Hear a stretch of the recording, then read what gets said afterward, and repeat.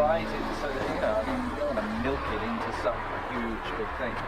I mean, I'd prefer you to be honest about it. You know, George Harrison handed Eric Clapton a guitar in 1973 and said nothing. What followed wasn't a jam session. It was a duel. For 2 hours, they played without speaking, fighting over the same woman with music instead of fists. Everyone watching knew Eric had won. But the real scandal started 3 years earlier when Clapton confessed his obsession, and George caught his own wife in bed with someone even closer. The letters, the lies, and the legendary song Layla were just the beginning of a betrayal that split the Beatles' circle forever. George Harrison was born on February 25, 1943, in a tiny house at 12 Arnold Grove in Liverpool. The place had no garden, just an outdoor toilet, and one small coal fire to keep warm. His father, Harold, worked as a bus conductor and used to be a steward on ships, while his mother, Louise, helped at a shop. Every Sunday, while pregnant, Louise would tune the radio to faraway music from India. She believed the sitars and tablas might calm the baby inside her. Years later, that same music would shape George's entire life. But back then, it was just a small sound playing softly in a freezing house in Wavertree. In January 1950, when George was nearly 7, the family moved to a council house. 6 years later, in 1956, his life changed forever when his mother bought him a used guitar for $3.10 shillings. That's about $110 today. It was a cheap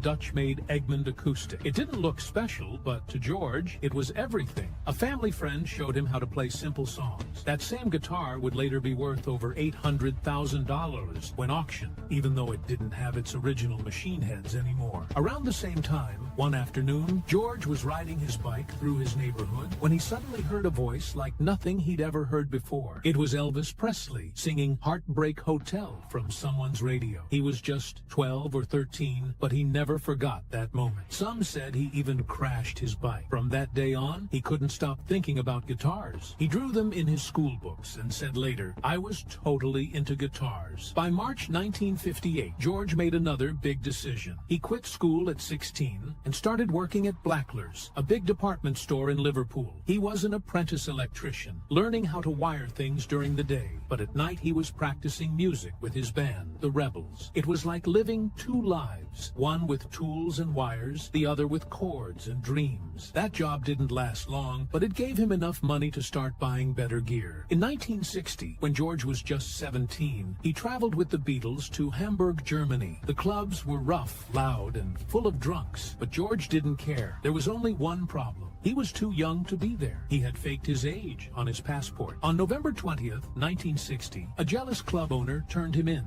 and the next day, George was deported. He had just enough money to get home. One amplifier, one beat-up suitcase, and one guitar. But things started changing fast. On August 16th, 1962, Pete Best was suddenly fired from the Beatles. It happened at 10 a.m. in Brian Epstein's record shop. George, John, and Paul had already picked Ringo Starr to replace him, but didn't tell Pete until it was done. Just 10 weeks later, they recorded Love Me Do, and everything began to snowball. Pete Best missed it all by a matter of weeks. In August 1963, George was staying in a hotel room in Bournemouth, feeling sick and bored. While lying in bed, he picked up his tape recorder and wrote his first song. He called it Don't Bother Me. He later said it was just a test to see if he could write anything at all. That song made it onto the With the Beatles album on November 22nd, 1963. But after that, it would be nearly 2 years before they allowed another George song on a Beatles record. By 1964, things were spinning out of control. The Beatles were performing 32 shows in 24 cities across 33 days. Ringo got so sick, he collapsed with a 102-degree fever and had to be replaced temporarily. George wanted to cancel the tour, but their manager refused. George said later, the stress nearly pushed them all to a breakdown. Then something unexpected happened. On April 5th, 1965, while filming Help at Twickenham Studios, George saw a sitar for the first time. It was just sitting there in the background of a restaurant scene. A few months later, on August 25th, David Crosby from The Byrds told him about Ravi Shankar. George went back to London, bought a sitar, and started experimenting. In October 1965, he used it on Norwegian Wood.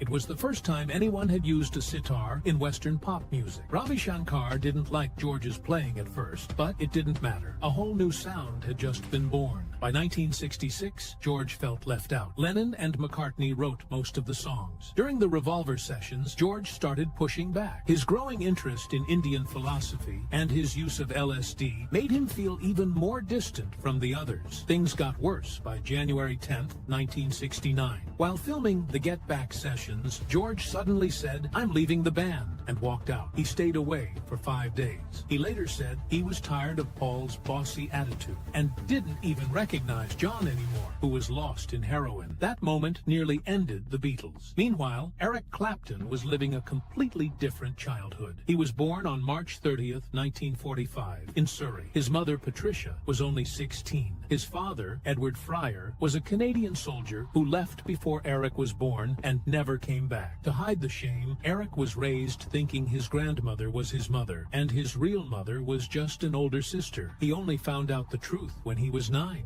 and it broke him. He stopped caring about school and started pulling away from everyone. For his 13th birthday in 1958, Eric got a cheap Hoyer guitar with steel strings. It was hard to play. He gave up within months and got obsessed with cycling instead. But by age 15, he returned to the guitar, this time with a passion that didn't stop. He bought a K guitar, which looked like a Gibson, and practiced for hours every day. He would record himself on a reel-to-reel tape machine, then listen again and again until he got it right. Guitar was all he cared about. In 1961, he got expelled from Kingston College of Art after just 1 year because he didn't turn in any schoolwork. He had spent all his time playing guitar. In January 1963, at age 17, Eric joined a blues group called the Roosters. They didn't play many gigs, but they rehearsed constantly in small London pubs. By August, they broke up. It was only 6 months, but it taught Eric how messy band life could be. Later that year, in October, Eric joined the Yardbirds. He was only 18. In March 1965, they released For Your Love, which hit #1, but Eric hated it. He felt like the band was selling out. On March 13th, just before the single hit the charts, he quit. He called it a betrayal of real blues. In an interview that year, he admitted he regretted walking away from the money, but not the music. During those 2 years with the Yardbirds, Eric was falling apart inside. He felt alone, even when surrounded by people. The non-stop touring drained him. He ate little, drank too much, and felt invisible. One night, he thought he was losing his mind. He called his best friend, but the phone line was bad. His friend couldn't hear him. Eric thought even his only friend had turned on him. That moment pushed him over the edge. He had to get out, so he left the Yardbirds, even though it meant walking away from fame and money. In 1966, something explosive happened in London's rock scene. 3 powerful musicians, Eric Clapton, Jack Bruce, and Ginger Baker, joined forces to form Cream. People were calling them rock's first supergroup, but behind all the excitement, something dark was already bubbling. Clapton had no idea that Bruce and Baker had a violent past. Years earlier, when they played in the Graham Bond organization, they didn't just argue, they fought. One night, Baker attacked Bruce during a drum solo just because he thought he was playing too loud. Baker later said, "I nearly killed him. A bouncer had to pull me off. It got worse." At one point, Baker even pulled a knife on Bruce when he tried stepping on stage. Their hatred was so deep that when Bruce was dying in 2014, he picked up the phone and said to Baker, "I'm dying, Ginger. Fuck you." Then hung up. Despite that chaos, in 1967, they released Disraeli Gears, which had Sunshine of Your Love. That song made Clapton a legend, but success was a curse. Clapton, already exhausted from non-stop touring, started using heroin just to cope. Over time, the addiction took everything from him: his health, his peace, his money. At one point, he was spending the equivalent of $8,000 a week just on heroin. In 1982, it all caught up with him. He collapsed in Minneapolis with 3 bleeding ulcers from mixing 3 bottles of brandy with piles of codeine every day. He later said, "I was running on empty. I don't know how I survived the 70s. By 1968, it all fell apart." Their farewell tour was nothing short of toxic. Clapton was trapped between Bruce and Baker's constant fights. They played 6 nights a week. Clapton stopped eating properly. He got so thin, he was just 9 stone and looked like he was wasting away. He begged their manager, Robert Stigwood, "Get me out of here. These guys are crazy." One day in Copenhagen, during a film shoot, Clapton broke down crying because of all the yelling between Bruce and Baker. On stage, their shows turned into shouting contests through instruments, each of them trying to solo louder and longer than the other. Even though people called him God because of how he played on Crossroads, Clapton felt like a fraud. When Hendrix arrived in 1967, it wrecked him. Clapton couldn't handle how good Hendrix was. At first, he told people Hendrix was just a hype, but later he admitted Hendrix could play on his own and do it perfectly. The pressure to live up to his God label made Clapton play harder, faster, more aggressive, and pushed him deeper into addiction. Then came the money disaster. Even though Cream was making millions, none of them saw much of it. Manager Robert Stigwood ran them into the ground. He kept booking tours without giving them breaks or time to write. Jack Bruce said, "We were very unfortunate to have Stigwood. They begged him for $40,000 to upgrade their sound equipment, and he refused." Bruce walked out. They had to drag him back to the stage. By the time the band ended in 1968, they were all broke and angry. Clapton had nothing left, emotionally or financially. That mess set the stage for his next group, Blind Faith, and even deeper drug problems. But something changed in September 1968. George Harrison invited Clapton to Abbey Road Studios to record While My Guitar Gently Weeps. Harrison knew that if Clapton was there, the other Beatles wouldn't criticize the song. Clapton said, "Nobody ever plays on Beatles records," but Harrison handed him a bottle of wine and said, "You will." Clapton used George's Les Paul guitar and ran it through a Leslie speaker to get that swirling tone. McCartney had hated the song before, but once Clapton finished his solo, he called it brilliant. Clapton's hands were shaking. He got paid just $50. He never cashed the check. That session created a bond between them. So in December 1969, Clapton joined George on the Delaney and Bonnie tour. Harrison played rhythm, Clapton played lead, and the nights were wild. They stayed at the London Hilton, drinking Blue Label vodka until 4 in the morning. They played 23 shows across England and Scandinavia. On December 15th in Liverpool, both were so high they didn't even realize their guitars were tuned differently. It still sounded magical. Harrison later said he learned more about the blues in those 3 weeks than during his entire time with the Beatles. The tour ended on December 17th in Copenhagen. Harrison and Clapton played a 20-minute version of Roll Over Beethoven that left 3,000 fans speechless. Tour records showed they spent over $15,000 just on drugs. That's around $120,000 today. Then came the guitar swap. On March 15th, 1970, inside Harrison's Friar Park studio, George handed Clapton his 1957 Les Paul. Clapton gave him Brownie, his 1956 Strat. They played each other's guitars for 47 minutes. Engineer Phil McDonald said it felt like musical telepathy. But then Pattie Boyd walked in. Clapton saw her in a flowing white dress and completely lost focus. He fumbled his solo. Harrison, unaware of the tension, asked her to stay. Clapton's playing turned raw, emotional, almost painful. The cameras caught him looking at her 17 times during one take. Harrison didn't see it, but everyone else in the room felt it. From May to October 1970, Clapton played on 11 of the 23 tracks on All Things Must Pass. He got paid $2,000 per session, but he wasn't there for the money. On June 3rd at 2 a.m., he recorded I'd Have You Anytime in a single take, tears in his eyes. During the My Sweet Lord sessions, he asked for 14 takes, not because the music needed it, but because Pattie was in the room and he wanted to impress her. On August 12th, while recording Art of Dying, he played a solo so intense Harrison stopped the session and asked, "Are you okay?" Clapton answered, "Just thinking about death, mate." But deep down, he was grieving the friendship he was about to ruin. By August 1st, 1971, things hit rock bottom. Harrison had planned the concert for Bangladesh at Madison Square Garden. Clapton was supposed to play. He even showed up to 3 rehearsals. But 48 hours before the show, Clapton overdosed. His roadie found him at 6 a.m., unconscious with foam coming out of his mouth. Harrison waited until 7:30 p.m.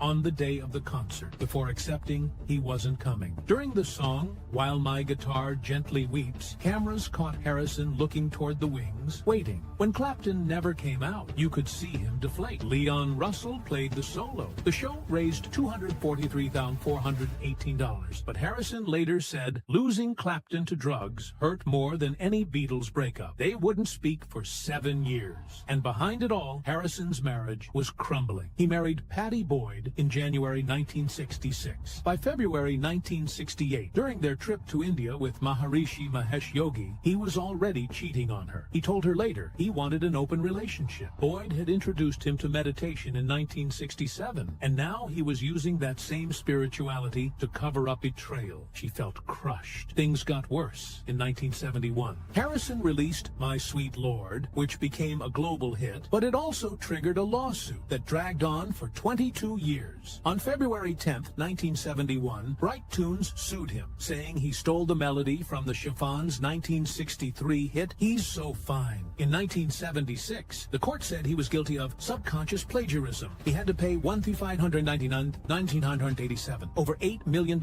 in today's money. He later said, I've never had any money from the song. It's always been in escrow. It nearly broke him. In 1973, the hypocrisy got louder. Harrison released Living in the Material World, talking about Krishna and detachment. But behind the scenes, he was doing cocaine, drinking heavily, and cheating. Pattie said he would meditate all day for months, then suddenly stop, snort coke, party, and flirt. Klaus Vormann said Harrison got very heavily into drugs. He couldn't live up to the image he created. Then came the 1974 disaster tour. Harrison had laryngitis, but still did 45 shows across North America. His voice was shot. He rewrote Beatles lyrics to talk about God. People walked out during Ravi Shankar's segments. Critics destroyed him. At the last show, Harrison told the crowd, see you in 8 years, and vanished. It all started in 1970 at a quiet house party at George Harrison's home. Eric Clapton, who was just 25 at the time, walked up to his best friend and said something that froze the whole room. He looked George in the eye and said, I have to tell you, man, I'm in love with your wife. Pattie Boyd, George's wife, was standing right there. She had no idea this was coming. No idea that Clapton's friendly visits weren't just friendly. George, who had been married to her since 1966, was furious. Right then, he turned to Pattie and told her to choose. She stood in shock. She had no idea Clapton had been secretly in love with her for over a year. That one sentence from Eric didn't just break the silence, it broke everything that had been holding them together. Even after all that, Pattie chose to stay with George. She rejected Eric's confession in 1971, thinking it was just a moment, but it didn't end there. Eric kept writing her letters, calling her Layla, and pouring out his feelings. He told her, if you want me, take me. If not, break the spell that binds me. But Pattie stayed loyal, even while her marriage to George was quietly falling apart. Then, in December 1973, everything collapsed. She went to visit Ringo Starr's home and walked in on something she could never forget. George was in bed with Ringo's wife, Maureen.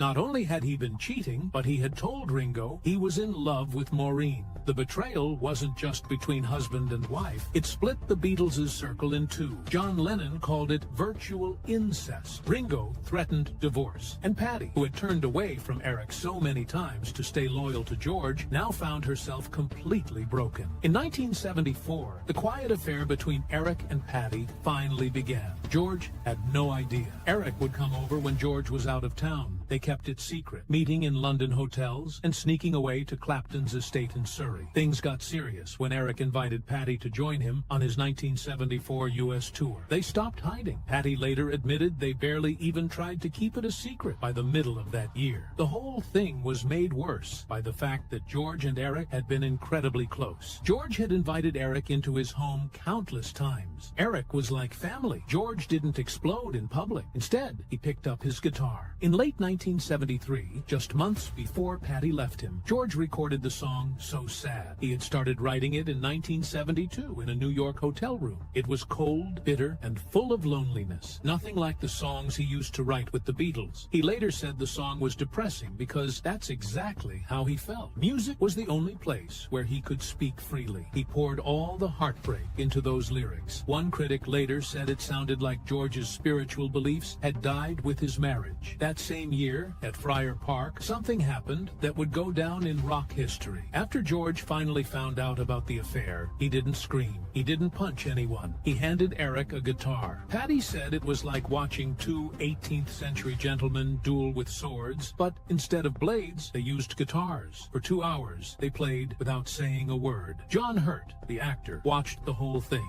He said it was like theater. Eric stayed calm, playing with emotion, but control. George, on the other hand, played louder and more aggressively, trying to outshine Eric, but only showing his desperation. When it was over, nobody declared a winner. But Pattie later said everyone knew Eric had won. Not because he played faster, but because he didn't lose control. That guitar duel didn't come out of nowhere. It all traced back to that shocking moment in 1970 when Eric said, "I'm in love with your wife." Pattie remembered how George turned red with anger and demanded she choose on the spot. They had been married for 6 years at that point, but George had already had multiple affairs. Still, Pattie stayed, but Eric didn't stop. He wrote her letters saying, "My love is yours," and even said he'd give up everything just to be with her, his family, his faith, his life. From 1970 to 1974, Pattie lived in confusion. She loved George, but Eric's obsession had become overwhelming. When he wrote the song Layla, it changed everything. Pattie said the passion in that song broke her. She couldn't resist anymore. All this time, George had been cheating on her too, most notably with Charlotte Martin, who happened to be Clapton's girlfriend. It became a tangled mess. When George confronted Pattie about her relationship with Eric, he admitted to his own affairs. By then, Pattie said she and George had already been living separate lives. By the end of 1974, it was over. George and Pattie separated. Their divorce was finalized in 1977, but the friendship between George and Eric was already broken. They didn't speak for years. No more jam sessions, no more laughter. Eric and Pattie moved in together as soon as she left George. In 1979, they got married. George actually showed up to the wedding. He even joked that he and Eric were now husbands-in-law. Paul McCartney and Ringo Starr were there too. That night, the three Beatles even jammed with Eric and other rock legends. It was awkward, but George handled it with his usual grace. He once said, "I'd rather she was with him than some dope," but the marriage didn't last. Pattie and Eric's love story turned into something darker. Eric's drinking